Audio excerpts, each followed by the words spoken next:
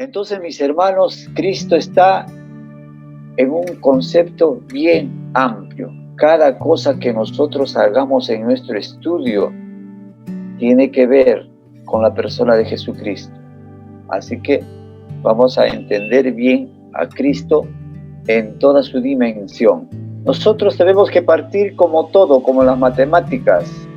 En las matemáticas se comienza del 1, 2, 3, 4 y 5. Entonces nosotros vamos a empezar desde el principio. Desde el principio. ¿De dónde viene el principio? No que Dios tenga principio, sino del principio de todas las cosas, del principio de la creación. Y empezamos con nuestra lección número 1.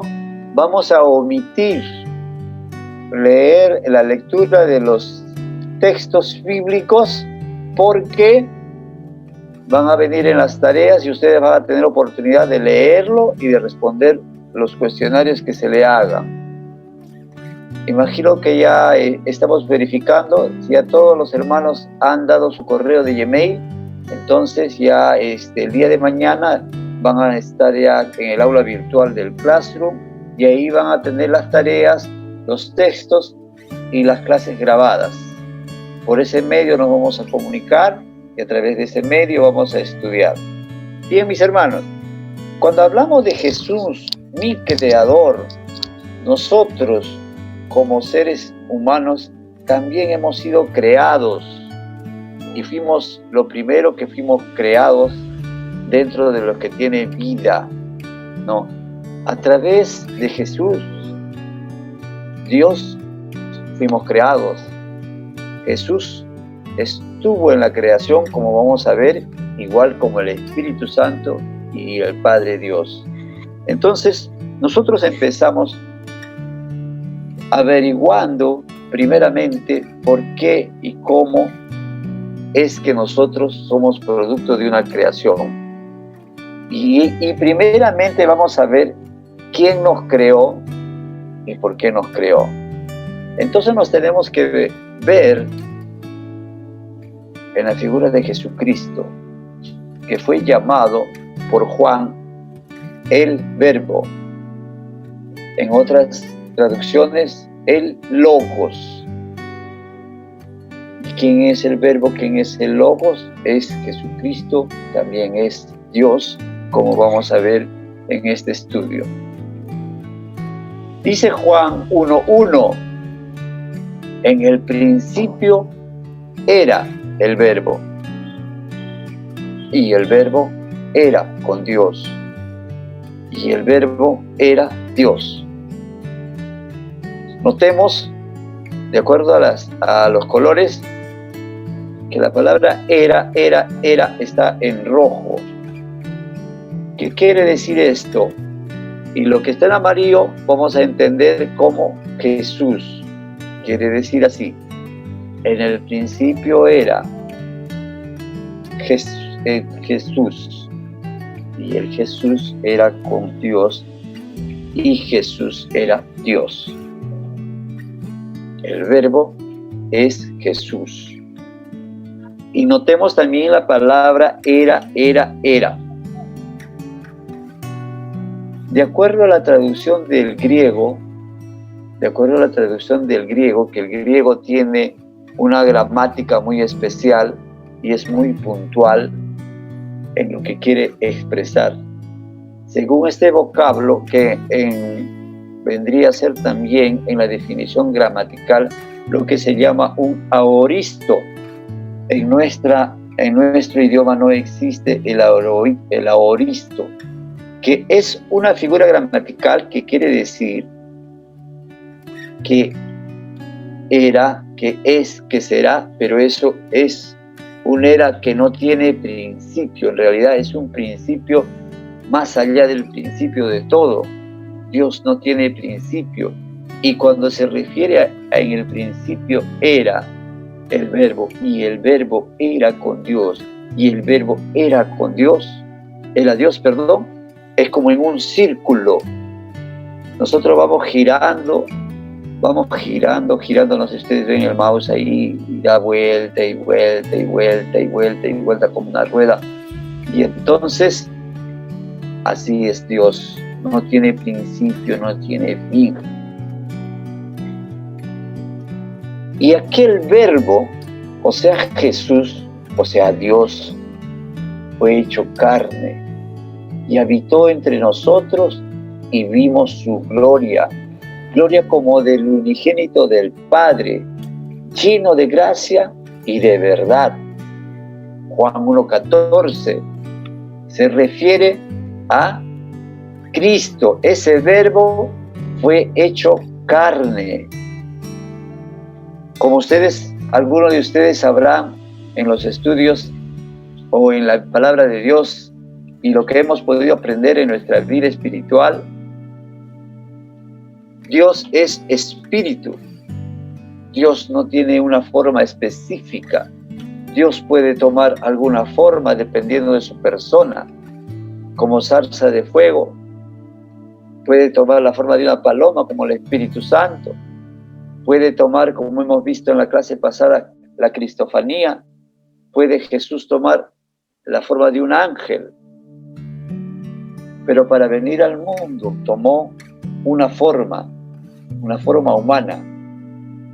Y tuvo un cuerpo físico humano. Y con ese cuerpo físico también ascendió al reino de los cielos. ¿No? Pero entonces fue aquel verbo, aquel Dios, aquel espíritu, fue hecho carne. Y dice Juan, habitó entre nosotros.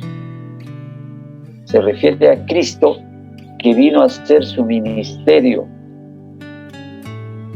lo cual fue anunciado por los profetas, lo cual fue anunciado por la palabra de Dios, por la escritura en el Antiguo Testamento. Como vamos a ver más adelante, y yo quiero que vayan entendiendo ya, porque a fuerza de la repetición, uno va aprendiendo. El Espíritu Santo viene a ser la fuerza de lo que es el Señor, pero se ha manifestado también al igual que el Hijo en el Antiguo Testamento. Se llamaba el Espíritu de Jehová o el Espíritu de Dios. Y entonces cuando nosotros vemos que dice que el verbo fue hecho carne y habitó entre nosotros, se refiere a Jesús tomando forma humana. Y de él habló el Antiguo Testamento a través de los profetas, a través de diferentes versículos bíblicos, como vamos a ver en este estudio. Ha sido anunciado en el Antiguo Testamento. El Nuevo Testamento es la confirmación de lo que dice el Antiguo Testamento. Fue anunciado como el Mesías que iba a venir. Lo que es más resaltante en este versículo de Juan 1:14 dice, y vimos su gloria, gloria como del unigénito del Padre. ¿Qué significa unigénito del Padre? El único hijo que tuvo Dios, el único hijo de Dios.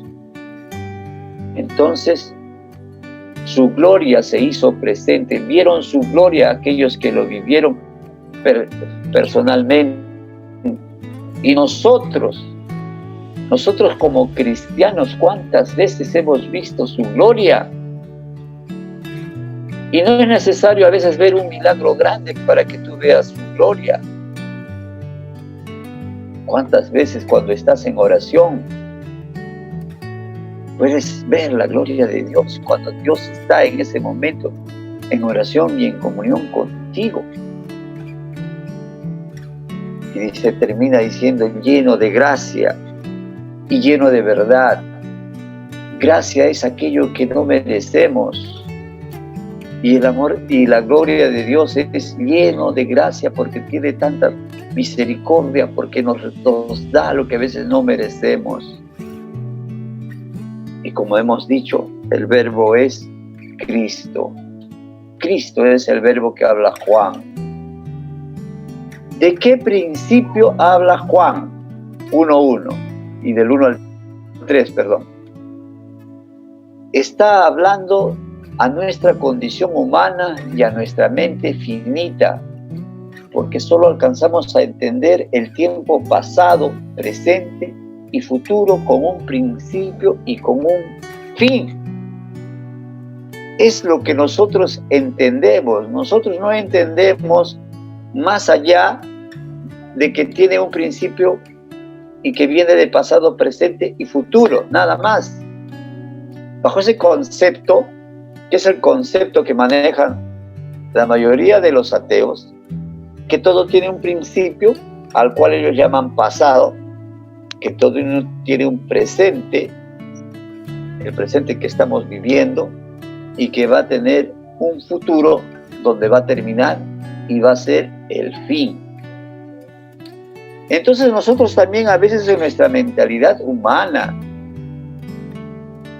nosotros entendemos que esto efectivamente es así. No cabe a veces en la mente del humano dónde está la eternidad. ¿De qué eternidad hablamos? ¿De qué eternidad se nos hablaba? Y entonces vamos a estudiar verbo. Ahí está lo que vimos en la anterior vista, diapositiva. Vieron ustedes que 3 veces se repite era, en tiempo imperfecto, de acuerdo al idioma griego principalmente, quiere decir que Cristo siempre existió, que Él es eterno, no tiene principio, no tiene final. Para poder entender un poco, más o menos, quizás, el uso de un idioma, el buen uso de un idioma te alcanza a comunicar lo que tienes que entender, pero mucho depende a veces de su uso. Por ejemplo, nosotros decimos, cuando se trata de alguna actividad, le dices a tu hijo, hijo, estudia. Hay necesidad de que estudies porque mañana vas a tener una prueba. Y el hijo sabe que tiene esta responsabilidad. Pero dice, mamá, ya luego estudio, mamá. En ese luego que él dice, manifiesta un después. Pero si estamos en México,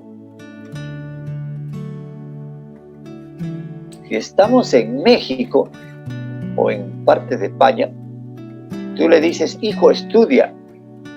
Y tu hijo dice, ya papá o ya mamá, luego estudio. Ese luego es al momento.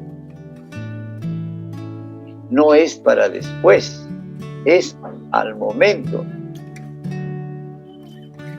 Pero cuando hay un idioma como el griego, ya tiene un alcance, al menos porque fue escrito en estas épocas, la palabra de Dios fue traducida del hebreo al griego primeramente. Este tiempo imperfecto indica un todo, no indica era de tiempo pasado, que es lo que nosotros conocemos. A veces en nuestro testimonio, por ejemplo, nosotros decimos, yo era un hombre pecador, y estás hablando en tiempo pasado.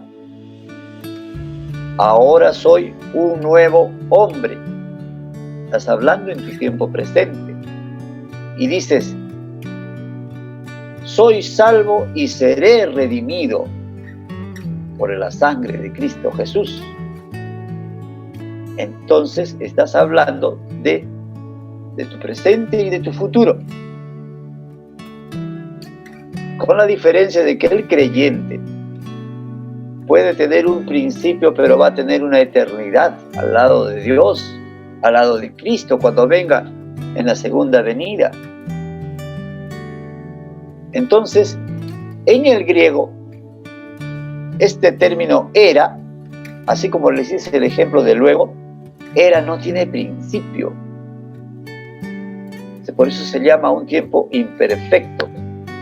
Hasta en nuestro castellano es un tiempo imperfecto, porque si dice era, no es que se refiere a un pasado que tiene un principio en tiempo, sino era, siempre es.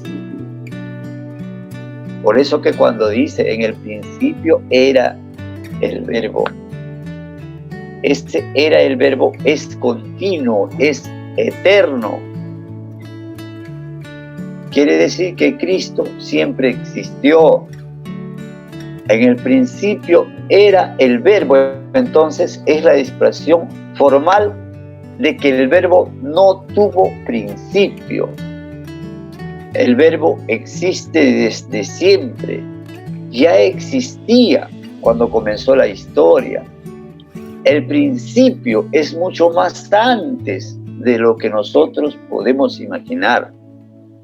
Yo quisiera saber, porque a veces parece un poquito complejo de entender, si alguien no ha entendido, si alguien tiene una pregunta para poder ilustrarnos, para poder repasar de repente el concepto.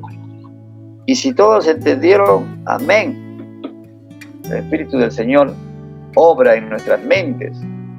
Pero si alguien no ha entendido,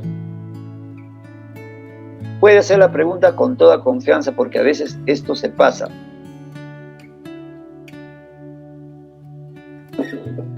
Igual, si no lo entendió y si no quiere preguntar, tienen ustedes este PPT, lo van a repasar y van a tener también la clase grabada para poder reforzar sus conocimientos. Hermano, quería preguntar, buenas noches, ¿no? Dígame, hermanita. ¿Qué significa cuando dice el verbo era en tiempo imperfecto? No le entendí muy bien. No le entendí, un poquito chillaba su audio, no le entendí muy bien.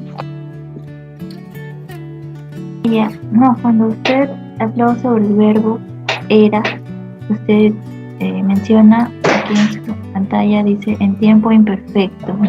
Quería saber a qué se refiere con tiempo imperfecto, ¿no? O sea, quería que lo vuelva a explicar, por favor. Gracias. El término tiempo imperfecto. Uh-huh. Ya. El tiempo imperfecto es una figura gramatical que en ese sentido hay cierta similitud con el concepto del griego. ¿Por qué? Porque tú dices, si fuera en tiempo perfecto, entonces tendría que conservar lo que es pasado, presente y futuro, no eterno. Entonces, con el tiempo perfecto en la gramatical, nosotros tendríamos que entender que el verbo era en tiempo pasado. Dio nada de presente y nada de futuro, y menos de eterno, porque ya era. Fue otra época. Eso es la concepción en tiempo perfecto, gramatical. Pero en el tiempo imperfecto, que es en el que ha sido escrito en el griego, en el griego era no significa pasado, presente y futuro, sino una eternidad. Ese es el concepto de dónde proviene el griego. Y también de acuerdo a nuestro idioma, se dice tiempo imperfecto cuando tú dices una palabra que no corresponde a la idea. Por ejemplo, si hablamos de tiempo, si el tiempo fuera perfecto, nosotros tendríamos que decir que eso es pasado. Pero como es un tiempo imperfecto, es la figura gramatical. No quiere decir que está mal hecho, sino que la gramática se divide tiempo perfecto, tiempo imperfecto, pluscuamperfecto, en la conjugación de los verbos. A eso se refiere. Pero en el griego ya se refiere a una eternidad. Es más, a esto, al tiempo imperfecto que nosotros lo definimos en castellano, en el griego hay una figura gramatical que se llama aoristo.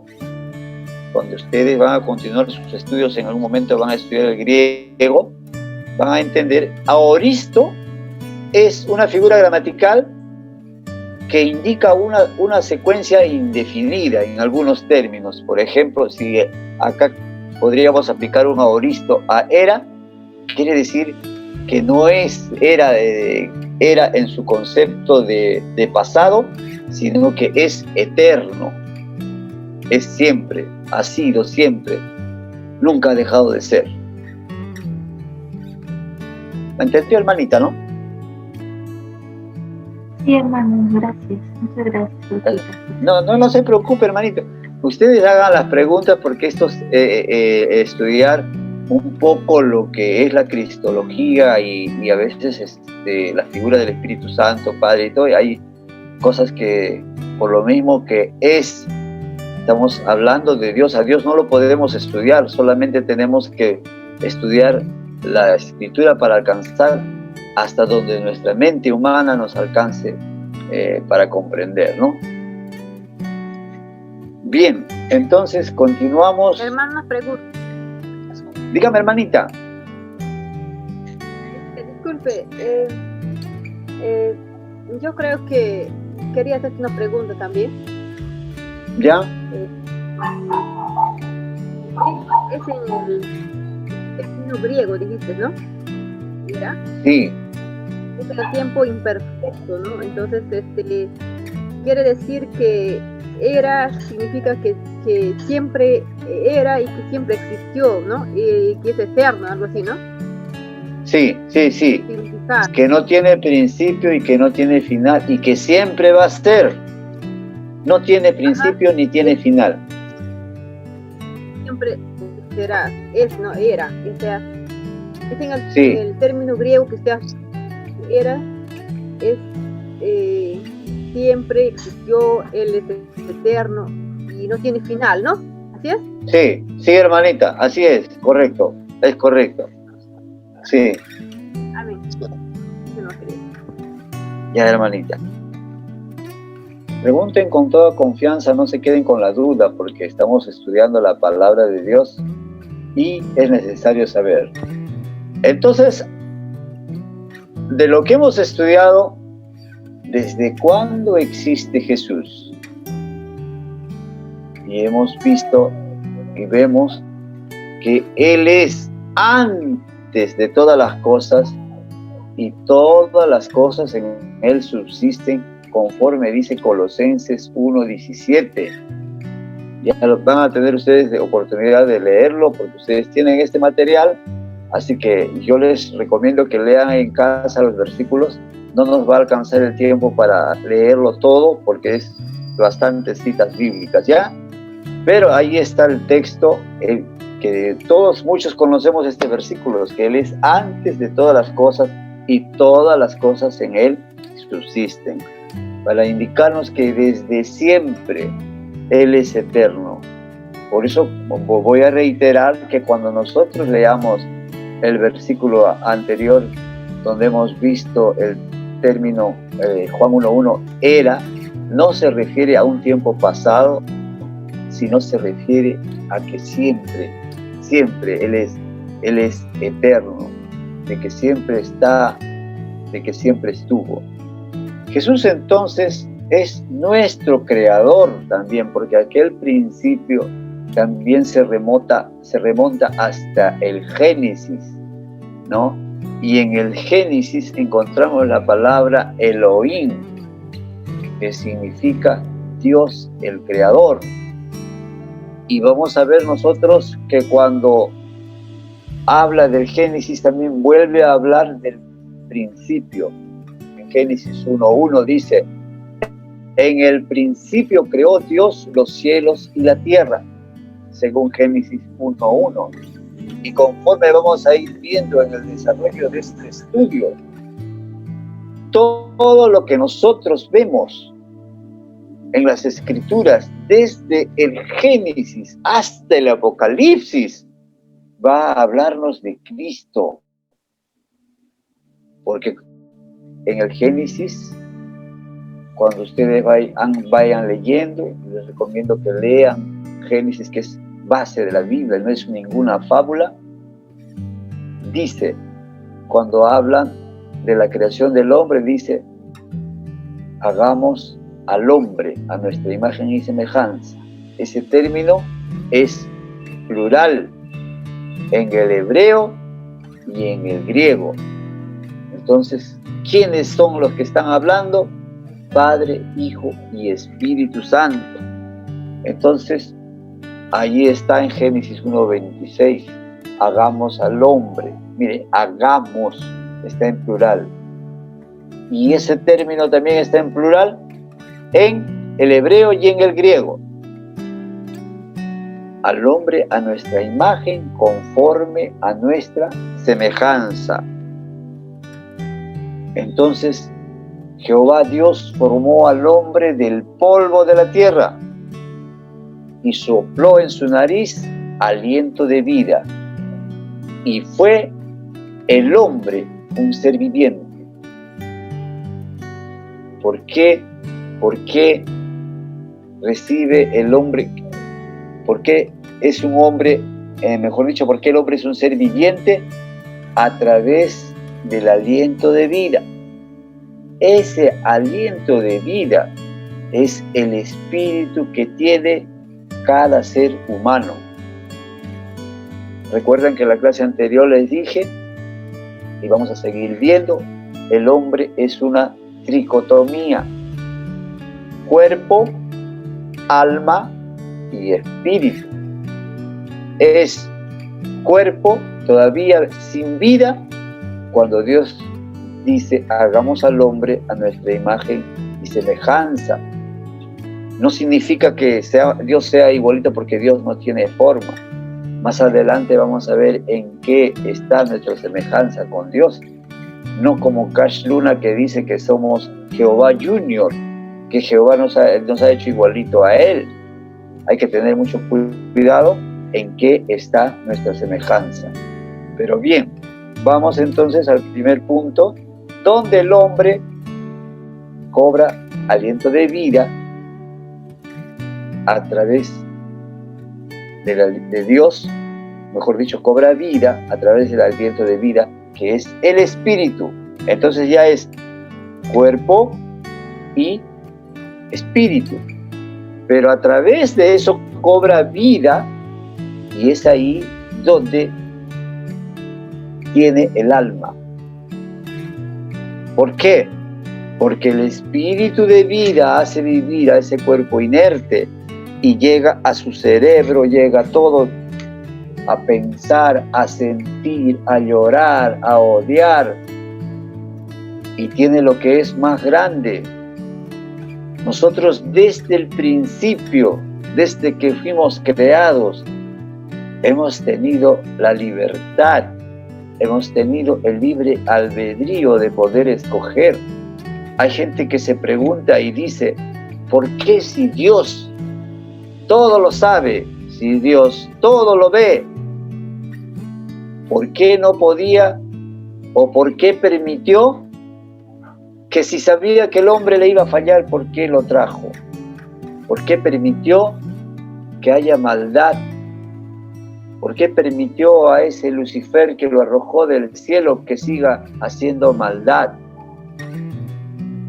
Pero no solo es ese Lucifer el que hace la maldad, sino fue el hombre que Dios le regaló también la capacidad de decidir: de este árbol no comerás. Le había prohibido, pero el hombre desobedeció. Y es ahí, a través del hombre, que llega el pecado. Por eso es que en su inmenso amor de Dios hacia el hombre, a pesar de que pecó, en un primer momento pecó Adán, pecó Eva, Él siempre nos ha amado, por eso que mandó a su Hijo Jesucristo, para que la gente no se siga perdiendo. Entonces, como hemos visto, Elohim, que significa Dios el Creador, indica una pluralidad, indica una trinidad. Los tres actúan en la creación: Padre, Hijo y Espíritu Santo. Lo que nosotros hemos visto en el Génesis se confirma en el Apocalipsis, donde dice la palabra del Señor: Señor, digno eres de recibir la gloria y la honra y el poder, porque tú creaste todas las cosas y por tu voluntad existe y fueron creadas.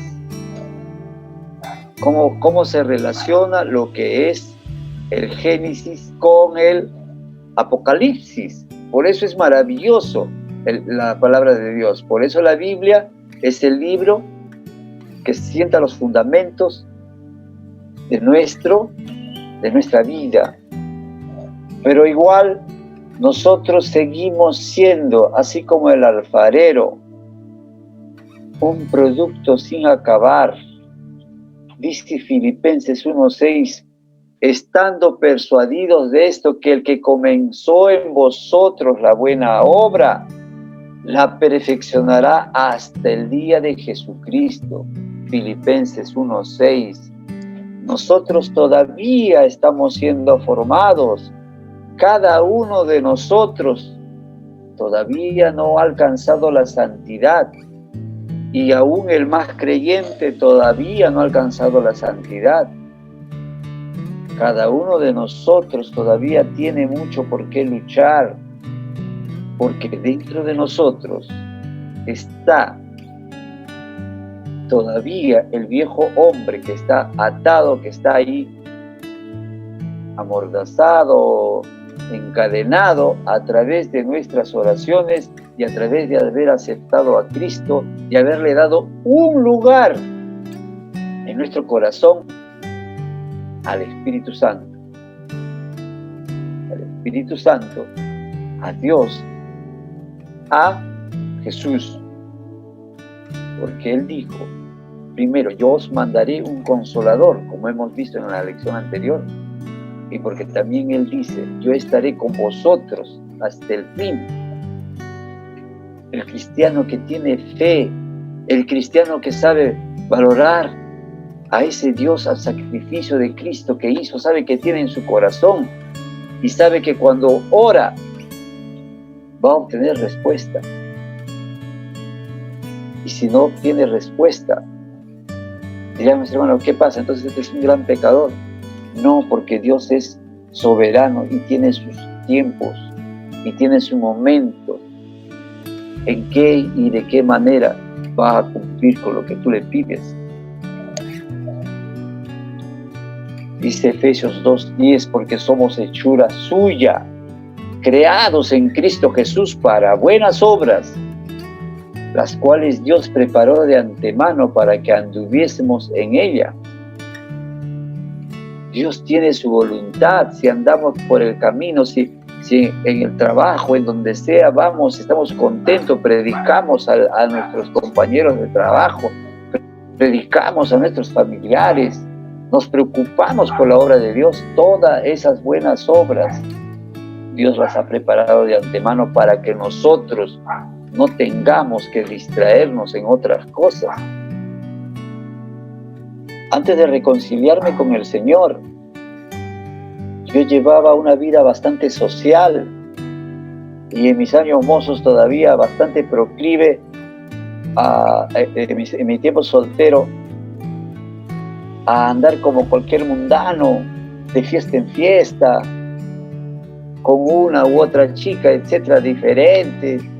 Y con mis amigos me reunía a tomar siempre. Cuando ya un poquito fui bajando, con mis hermanos, y decía yo, ahora que voy a yo estaba en la duda, ya el Señor sentí que me estaba llamando, porque mis hijos estaban en el camino y yo no estaba, porque mis hijos asistían y yo no estaba, porque mis hijos se habían convertido y estaban desde mucho más antes congregando, muchos de mis hijos y yo no.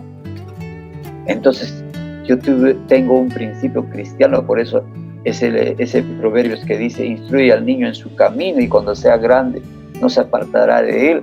Puedo dar fe de que es tan cierto, porque en el momento en que ya yo veía a mis hijos que ellos estaban en el camino, yo decía: yo tengo una responsabilidad contigo, Señor. No me traigas a tu camino cojo, manco, ciego, porque el Señor, a quien ama, al que tiene todavía algo que rescatar, el Señor lo rescata, a veces cojo, a veces ciego, por amor. Pues dije: Señor, yo quiero servirte. Entonces tomé una decisión, no abrumado por las pruebas, sino en el mejor momento, donde como era una persona muy social, tenía amigos, qué bonito tomar, pasar un rato alegre con ellos. Y decía yo, como una gran cosa, como un premio, como algo que estoy perdiendo. Pero mis amigos, ¿dónde va a quedar mis amigos? Ya no los voy a ver. Pero tan bonito que es tomarse su cervecita, mirar a las chicas, ¿qué de malo tiene? Justificándome. Pero cuando llegué al Señor otra vez a reconciliarme como el hijo pródigo, el Señor me ha dado más amigos de lo que tenía. Me ha dado hermanos, me ha dado una nueva familia. En el momento que me reconcilié con el Señor, dije: Señor, perdóname, Señor, así como el hijo pródigo.